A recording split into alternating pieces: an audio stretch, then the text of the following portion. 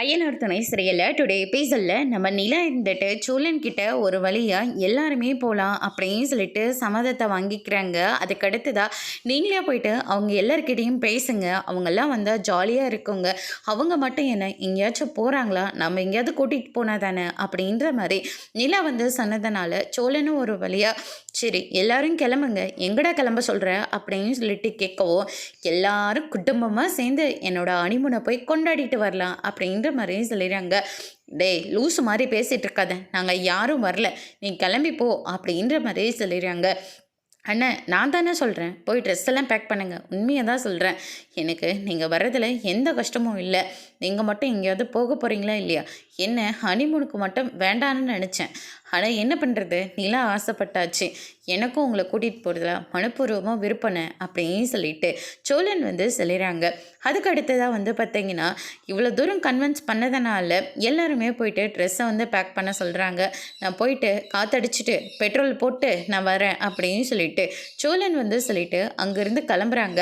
Uncle நீங்கள் வரலையா அப்படின்னு சொல்லிட்டு கேட்கவும், நான் எதுக்காக வரணும், லூசாமா நீங்கள்லாம், போயிட்டு வாங்கம்மா நீங்களே அப்படின்ற மாதிரி சொல்லிடுறாங்க.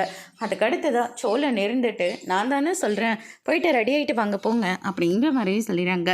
அதுக்கடுத்துதான் நடேசன் இருந்துட்டு நாளாக வரல அப்படின்னு சொல்லிட்டு ரொம்பவே பிடிவாதமாக சொல்லி விட்டுடுறாங்க. சொன்னதும் போக எல்லாத்தையும் பயங்கரமாக திட்டியும் வேற விட்டுடுறாங்க. அதுக்கடுத்ததாக வந்து பார்த்திங்கன்னா சோழனும் வீட்டுக்கு வந்துடுறாங்க. பல்லவன் இருந்துட்டு பெரிய சூட்கேஸை எடுத்துகிட்டு வந்து கொடுக்குறாங்க. அப்போ நிலா இருந்துட்டு என்னடா சூட்கேஸ் ரொம்ப சின்னதாக இருக்குது, அவ்வளோ சின்னதாக இருக்குது அப்படின்ற மாதிரியே சொல்லிடுறாங்க.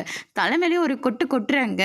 ஏண்டா 3 நாள் 2 நாள் போகிறதுக்கு எதுக்குடா இவ்வளோ ட்ரெஸ்ஸு அப்படின்னு சொல்லிட்டே கேட்கவும், இல்லை நீ அங்கே நிறையா நான் புதுசாக இடங்கள்லாம் பார்க்க போகிறோம், அதனால் அங்கெல்லாம் ஃபோட்டோ ஷூட்டெல்லாம் எடுக்கணும்ல, அதனால தான் இவ்வளோ ட்ரெஸ்ஸும் அப்படின்ற மாதிரி நம்ம பல்லவன் வந்து சொல்லிடுறாங்க. அதுக்கடுத்து தான் வந்து பார்த்திங்கன்னா யாரும் லேட் பண்ணக்கூடாது, சீக்கிரமாக வாங்க அப்படின்ற மாதிரியும் சொல்லிடுறாங்க. நம்ம சேரன் இருந்துட்டு சரி இருங்க நான் போய் வேப்பந்தலை எடுத்துகிட்டு வரேன் அப்படின்ற மாதிரியும் சொல்கிறாங்க. ஆனால் அது இதுக்கு ஒரு சேஃப்டி கோர்ஸ் தான், நைட்டில் ட்ராவல் பண்ண போகிறோம்ல அதனால தான் அப்படின்ற மாதிரியும் சொல்லிடுறாங்க. சரின்னு சொல்லிவிட்டு அவரும் போய் கொண்டு வந்து கொடுக்குறாங்க. அதுக்கடுத்து தான் இந்த பக்கம் அங்கிள் நீங்கள் குடிச்சிருக்கீங்களா, இல்லைம்மா நான் எப்படிம்மா குடிக்க போகிறேன், நாங்கள் வீட்டில் இல்லைன்னு தெரிஞ்சு குடிச்சிங்க, அதுக்கப்புறம் மாத்திரை போடாமல் விட்டீங்க, இன்னும் ஹை லெவலில் போயிடும், அதனால் கொஞ்சம் சொல்கிறதெல்லாம் நல்லா கேட்டுக்கோங்க, பேசாமல் நீங்களும் எங்களோட வந்துடுங்க, நான்லாம் வரல, எத்தனை நாள் போய் இருந்துட்டு வர போகிறீங்க, காதில் கத்தி கத்தி என் காதில் ரத்தம் வந்துடும் போல இருக்குது, நல்லா சுற்றி பார்த்துட்டு மெதுவாகவே பத்திரமா வந்து வீடு சேருங்க அப்படின்ற மாதிரி சொல்லி விட்டுடுறாங்க. அதுக்கடுத்துதான் நம்ம சேரன் இருந்துட்டு அப்பா வீட்டை பார்த்துக்கோங்க, ஆமாண்டா நான் இன்னைக்கெல்லாம் வேலைக்கு போவேன், நைட்டில் தான் வீட்டுக்கு வர போகிறேன், நான் எங்கடா வீட்டை பார்த்துக்க போகிறேன் அப்படின்ற மாதிரி சொல்லிடுறாங்க. அண்ணா உங்ககிட்ட இன்னொரு சாவி இருக்குல்ல, வாங்க போகலாம் அப்படின்ற மாதிரி சொல்லிடுறாங்க. அப்பா சாவி போடாமல் சும்மா தான் விட்டுருக்கேன், எங்கேயாவது போகிறதா இருந்தால் வீட்டை தாப்பால் போட்டு கிளம்புங்க அப்படின்ற மாதிரி சொல்லிடுறாங்க. நிறைய பணம் நாங்கள்ல இதில் இருக்க பாரு, யாராவது தூக்கிட்டு போயிருக்க, பேசாமல் கிளம்புங்கடா அப்படின்ற மாதிரி சொல்லிடுறாங்க. ஒரு வழியாக ஏதாவது சொன்னாங்க, ஆமாம் சரி அப்படின்னு ஒரு வார்த்தையாவது சொல்கிறீங்களா பாருங்க, எதுக்கு எடுத்தாலையும் ஏதாவது ஒன்று சொல்லிக்கிட்டே இருக்கீங்க அப்படின்ற மாதிரி இந்த பக்கம் சேரன் வந்து சொல்லிட்டு எல்லாருமே கிளம்புறாங்க. ஒரு வழியாக அவங்க நினச்ச மாதிரி கொடைக்கானலுக்கு வந்துடுறாங்க. அங்கே வந்து பார்த்திங்கன்னா எல்லாமே சில்லுன்னு இருக்குது. பல்லவன் முடிச்சு பார்த்த உடனே அவ்வளோதான் ரெஸ்டாரண்ட்டுக்கு வந்துட்டோமா அப்படின்ற மாதிரி சொல்கிறாங்க.